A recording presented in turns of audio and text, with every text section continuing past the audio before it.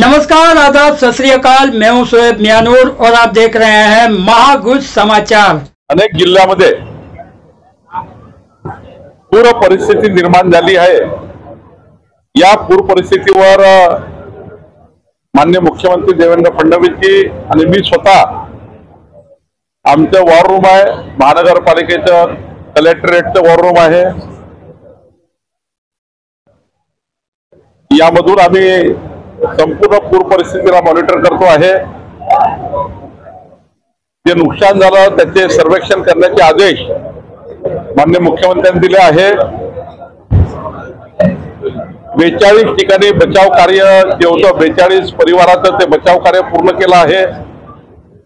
42 परिवार हे पुरात अडकलेले होते, त्याचंही NDRF आणि ADRFच्या माध्यमातून बचाव कार्य पूर्ण झालं आहे।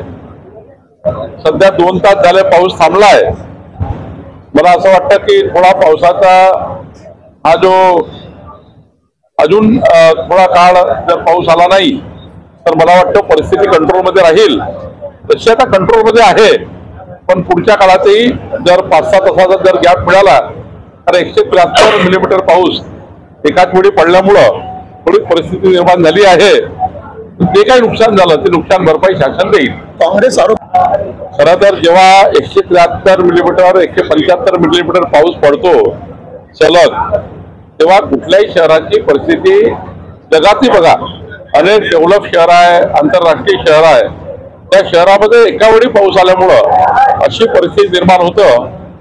कुठलं राजकारण करणे विरोधकाचं काम आहे।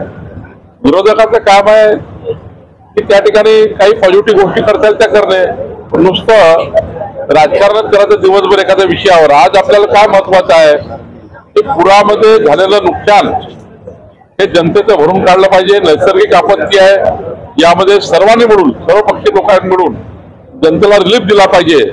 आणि आमचं सरकार, देवेंद्र फडणवीसचं सरकार हे प्रत्येकाला त्या ठिकाणी जे काही झालंय नुकसान होऊ नये, नैसर्गिक आपत्ती आहे तर ते आम्ही भरून काढण्याचा प्रयत्न करू।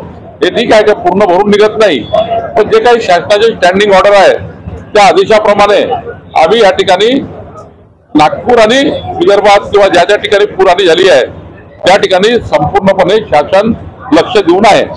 हमारी और भी खबरें देखने के लिए हमारे चैनल को सब्सक्राइब करें, हमारी न्यूज को शेयर करें, लाइक करें और देखते रहिए महागुज समाचार।